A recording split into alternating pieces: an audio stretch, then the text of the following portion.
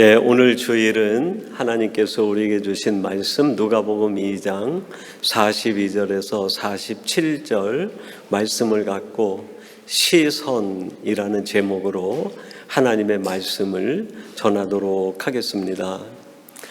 신앙이라고 하는 것을 여러 가지 단어로 정의할 수 있겠지만 그 중에 하나가 시선이라고 할 수 있겠다 싶습니다. 하나님을 만나고 예수님을 알게 되면 나타나는 변화 중에 하나가 시선의 변화이기 때문입니다.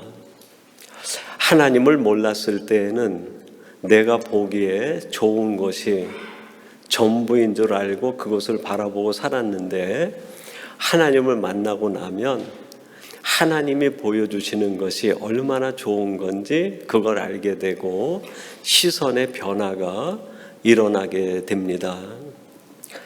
하나님을 알기 전에는 세상이 전부인 줄 알고 세상을 주목하고 살았는데 하나님을 알고 나면 하나님이 보여주시는 새로운 신앙의 세계가 얼마나 아름다운가 하는 걸 알게 되고 시선이 세상이 아닌 하나님께 고정되어지게 됩니다. 누가복음 23장에 보면 예수님께서 십자가로 돌아가실 때 양편에 두 강도가 함께 십자가에 못이 박히게 됩니다. 그때 오른편에 있는 강도가 예수님을 바라보면서 인생의 처음으로 시선의 변화가 일어납니다. 그 전까지는 세상만 바라보고 살았는데 자기가 목적하는 바를 위하여 시선을 거기 두고 살았는데 마지막 순간에 예수님을 바라보고 시선의 변화가 일어나요. 누가복음 23장 42절에 뭐라고 고백합니까? 주여 당신의 나라에 임하실 때에 나를 기억해 주시옵소서. 무슨 뜻입니까? 내가 지금까지는 내가 보고 싶은 내 나라에 주목을 했는데 마지막 순간에 주님이 말씀하시는 주님의 나라가 있는 것을 보고 내 시선을 바꾸겠습니다 하는 고백이죠. 이 강도에게 있어서는 그의 시선이 바뀌는 그 시간이 가장 축복된 시간이 아니었을까. 그가 지금은 비록 죄인의 몸으로 십자가형을 당하고 끔찍한 고통과 아픔 가운데 있을지라도 그의 시선의 변화는 그의 삶에 새로운 감동과 희열과 기쁨을 주셨으리라 확신합니다. 주님께서 시선을 돌린 그 강도에게 뭐라고 말씀합니까? 내가 오늘 나와 함께 낙원에 있으리라. 시선을 돌리는 순간에 그의 인생은 말할 수 없는 희열과 낙원의 은혜가 임하게 된 것이죠. 그런 의미에서도 신앙은 시선이라 할 수 있겠습니다. 오늘 예배하는 여러분들은 여러분의 시선이 어디에 초점되어져 있습니까? 내가 원하는 것, 내가 이루고 싶은 것, 세상에 초점이 되어 있는가 아니면 정말 하나님이 원하시는 것, 하나님이 바라시고 하나님이 기뻐하시는 거기에 내 시선이 초점이 되어져 있는가? 열왕기하 6장에 보면 엘리사 시대 때 아람 군대가 이스라엘을 공격하는데 한 번도 이기지 못하는 거예요. 계속 전쟁만 하면 군사력으로나 또 모든 싸움의 전술로나 아람 군대가 이스라엘보다 한 수 위인데 전쟁만 하면 지는 거예요. 그래서 아람 왕이 신하들에게 묻습니다. 왜 우리가 저 조그만 이스라엘과 싸워가지고 매번 지느냐? 신하 한 사람이 얘기합니다. 그 이스라엘에는 하나님의 사람이 있어서 우리가 작전 회의를 하면 마치 손바닥으로 들여다보는 것처럼 우리의 작전을 다 꿰고 우리가 아무리 공격을 해도 이겨낼 방법이 없습니다. 그래서 아람 왕이 그러면 그 하나님의 사람이라는 사람을 죽이면 우리가 이길 수 있지 않겠는가 해가지고 이 엘리사가 있는 도단성이라고 하는 성을 세 겹으로 포위를 했어요. 어마어마한 군대가 이 조그마한 도단성 하나를 세 겹으로 감싸버린 거예요. 그때 이 엘리사의 종 게하시라는 사람이 있었는데 그 군대가 둘러싼 사람을 보고 벌벌 떱니다. 두려움에 사로잡힌 거예요. 엘리사가 게하시를 보고 너는 왜 그렇게 두려워하느냐? 선생님이여, 이 군대가 보이지 않습니까? 이제는 우리가 꼼짝없이 죽었습니다. 그랬더니 엘리사가 하나님 앞에 기도를 해요. 그게 열왕기하 6장 17절인데 뭐라고 기도합니까? 하나님, 이 사람의 눈을 열어 하나님이 지금 어떤 일을 행하고 계시는지 그것을 보게 해 주시옵소서. 하나님이 게하시의 눈을 열어서 하늘을 보게 하니까 아람이 둘러싼 군대 그 위에 하나님의 군대가 불말과 불병거가 그 전체를 덮고 있는 거예요. 게하시는 도단성에 갇혀가지고 두려움에 빠진 거예요. 근데 똑같은 조건, 똑같은 상황, 똑같은 형태에 있었지만 엘리사는 평안한 거예요. 어떻게 똑같은 환경과 똑같은 상황 속에서 이렇게 차이가 나는 두 사람의 삶의 태도가 있을까? 한 사람은 두려움에 빠지는데 한 사람은 너무 평안한 거예요. 이 차이를 만들어낸 결정적인 요인이 뭡니까? 시선이었던 거예요. 시선. 게하시의 시선은 아래로 향하고 사람만 보는 거예요. 여러분, 우리가 살아갈 때에도 우리의 시선이 세상만 주목하게 되고 아래만 보게 되면 거기서 오는 두려움에서 자유할 수가 없어요. 그 두려움과 염려와 걱정이 우리의 발목을 끝까지 붙들고 늘어져요.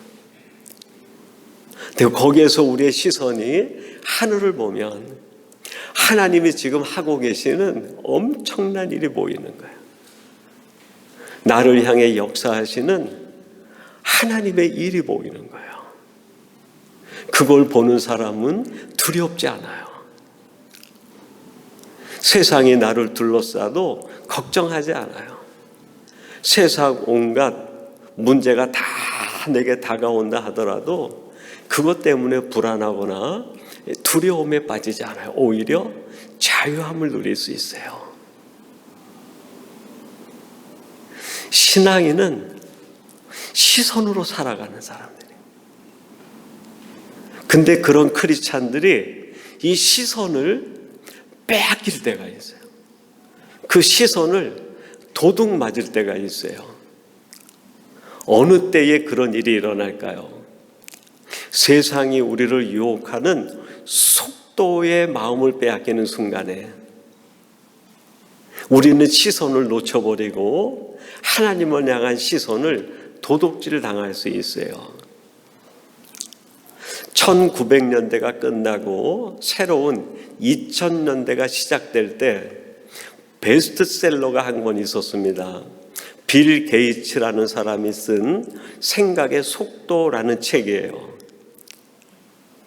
이 빌 게이츠는 새로운 2000년대를 준비하면서 많은 사람들에게 이것에 주목하라고 얘기를 해요. 그 책 제목이 생각의 속도라는 제목의 책입니다. 다가오는 새 천년 시대, 다가오는 새 밀레니엄 시대를 어떻게 걱정 없이 살아갈 수 있는가? 속도 경쟁에 밀리면 안 된다는 거예요. 빌 게이츠는 세상을 속도라고 본 거예요. 근데 하나님은 우리에게 한 번도 세상을 가리켜서 우리가 살아가는 삶을 가리켜 속도라고 얘기하지 않으셨어요. 성경 전체는 우리에게 신앙인의 삶, 세상을 살아가는 것은 속도 경쟁이 아니라 시선을 빼앗기지 말라는, 하나님이 말씀하시는 시선에 반하여 세상은 속도에 나고자가 되지 말라는 거예요. 세상 사람들이 전부 속도에 삶을 빼앗겨 버립니다. 다른 사람이 나보다 조금이라도 앞서가면 견디지를 못하는 거예요. 내가 속도 경쟁에 조금이라도 지는 것 같으면 그 패배감에 내 삶이 무너지는 것 같아요. 제가 어느 시를 보다가 김종현 씨라고 하는 시인인데 그분이 폐타이어라는 제목으로 시를 썼어요. 참 시인은 정말 제3의 눈을 가진 사람 같아요. 어떻게 그 폐타이어를 보고서 시상을 떠올릴 수 있을까? 제목이 너무 특이해서 그 시를 보다가 너무 감동을 받고 먹먹해지는 느낌을 받았어요. 그 시 전체 내용을 보면 이 김종현 씨가 어느 날 놀이터에 반쯤 묻혀있는 폐타이어들을 본 것 같아요. 어린아이들을 차도로부터 보호하는 어떤 여러 가지 목적으로 그 폐타이어를 갖다 이렇게 묻어두지 않습니까? 그걸 보고 시를 지은 거예요. 여러 가지 시 문장들이 있는데 제 마음에 딱 박힌 문장은 이런 문장이에요. 그는 단지 속도의 마음을 빼앗긴 검은 노예에 불과했다. 그 내용이 의미하는 바가 현대인을 얘기하는 거죠. 현대인들은 속도에 전부 마음을 빼앗겨가지고 속도 경쟁 속에 살다가 그 타이어가 다 찢기듯이 그 타이어가 다 달아빠지고 타이어가 기능을 할 수 없을 때까지 속도 속에 살다가 버려진 폐타이어 같은 게 현대인이라는 거예요. 여러분들은 어떻습니까? 여러분의 삶은 정말 이 속도 경쟁 속에서 나를 지키고 나를 보호하며 내 속사람과 겉사람이 온전히 건강히 존재하고 있는가, 아니면 그 속도 경쟁 때문에 내 마음이 흐트러지고 찢어지고 있지는 않는가? 그 다음의 문장에 그런 문장이 나와요. 누군가 나를 앞서가면 나는 더 신음소리를 내면서 그 속도를 앞질러 가야 했다. 여러분, 차량이 누가 하나 딱 앞지르게 하면 그 앞지르게 하는 거 그냥 얼마나 우리의 마음을 힘들게 합니까? 그럼 또 악셀에다를 확 밟아가지고 굉음을 내면서 그거 추월해야 좀 시원해지는 거 아닙니까? 그렇게 속도 경쟁을 하다가 다 찢어지고 터져버린 게 폐타이어라는 거예요. 그게 오늘 현대인들의 삶이 아닌가. 이렇게 하나님이 주신 시선을 가지고 살아야 될 사람이 세상이 유혹하는 속도에 마음을 빼앗겨 버리면 어떤 일이 생길까요? 삶에 초점을 잃어버리게 돼요. 제가 대구 영락교에 있을 때 서울에 일이 있어가지고 그때는 차를 보통은 내가 가져왔다가 가져 내려갔는데요. 그게 좀 피곤할 것 같아서 고속 열차를 타고 대구에서 서울역으로 왔고, 일 끝난 뒤에 서울역에서 대구까지 이제 고속 열차를 타고 갔어요. 근데 고속 열차가 나온 지 얼마 안 된 때라 한번 타보자 하는 마음으로도 고속 열차를 탔습니다. 창가에 앉아가지고 대구로 내려가는데 저 멀리 있는 산을 보면 산의 형태가 보여요. 근데 대부분 기차 옆길에 그 소리를 방지하기 위해서 방음벽이 쳐 있지 않습니까? 방음벽이 쭉 쳐 있으니까 차창밖에 바라보고 있는데 아무것도 안 보이는 거예요. 방음벽이 막아서 안 보이는 것이 아니라 속도 때문에 모든 게 다 흐릿하게 다 지나가 버리는. 완행 열차를 타면서 간판에 글자도 보고 주변의 경치도 보고 그랬던 기억이 있는데, 속도라는 열차를 타고 있으니까 밖이 안 보이는 거예요. 눈이 초점을 잡지 못하는 거예요. 오늘 우리가 함께 읽은 누가복음 2장 42절에서 47절 전후의 말씀은 예수님의 어머니 마리아가 예수님이 12살 되었을 때 유대인의 전례를 따라 예루살렘에 유월절 제사를 지내기 위하여 올라왔다가 귀향할 때의 내용을 기록하고 있는 내용입니다. 보통 유월절은 일주일을 지키게 돼 있어요. 일주일에 유월절 절기를 다 마치고 난 뒤에 마리아의 마음은 너무 바쁜 거예요. 자신의 바쁜 일상에서 시간을 내 가지고 갈릴리에서 예루살렘까지 걸어와야 되는 거예요. 일주일의 절기를 지키면서도 마리아의 마음은 아마 절기에 집중하지 못했던 것 같아요. 빨리 돌아가서 내 일상에 복귀해가지고 이 일로 인하여 하지 못한 것을 보충해야지. 이 마음이 더 지배했던 것이 아닌가. 절기를 마치자마자 집으로 내려가는데 하룻길을 내려갔어요. 하룻길을 내려가서 주변을 보니까 예수님이 안 보이시는 거예요. 예수님이. 44절 이렇게 말씀합니다. 동행 중에 있는 줄로 생각하고 하룻길을 간 후 친족과 아는 자 중에서 찾되. 속도의 마음을 빼앗기고 하룻길을 내려가는 동안에 예수님이 안 보이는 거야. 초점을 잃어버린 거야. 갈릴리는 보이고 가는 길은 보이고 사람들은 보이는데 정말 내가 바라봐야 될 그분이 보이지 않는 거예요. 그분이. 마태복음 25장에 보면 양과 염소의 비유가 나옵니다. 마지막 심판 때 심판장이신 하나님이 이 두 부리를 분류하는 거예요. 양의 무리는 오른쪽에, 염소의 무리는 왼쪽에. 그리고 양의 무리는 천국으로 인도하고 염소의 무리는 천국 문에 들어오지 못하게 하는 거예요. 염소의 무리가 재판장이신 하나님께 얘기합니다. 그럴 수가 있습니까? 우리가 세상에서 얼마나 열심히 살았는데, 얼마나 우리가 열정적으로 살았는데 우리를 모르시다니 어떻게 이런 일이 있을 수 있습니까? 주님이 뭐라고 말씀합니까? 내가 너희들을 도무지 알지 못한다. 열심과 열정으로 하긴 했는데 그들 가운데 초점이 없는 거예요. 초점이.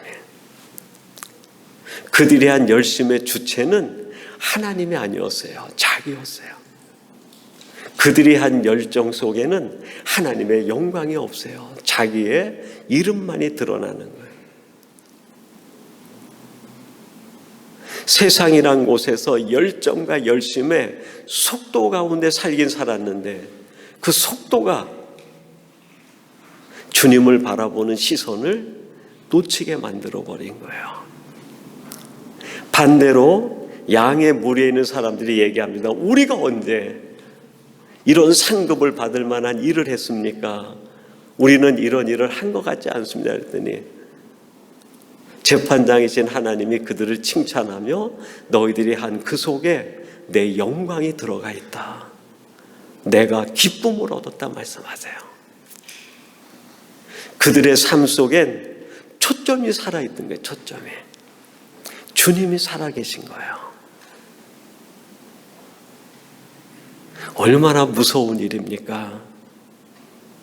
내 삶의 초점은 어디에 있는가? 물어보고 나에게 답으로 확신을 주어야 될 겁니다. 내 인생의 초점은 오직 하나님. 내 삶의 모든 초점은 그 중심에 하나님의 영광, 주님이 들어가 계시지 않으면 나의 열심이 마지막엔 아무 의미가 없어져요. 나의 열정이 아무 도움이 되지 않아요. 천천히 가더라도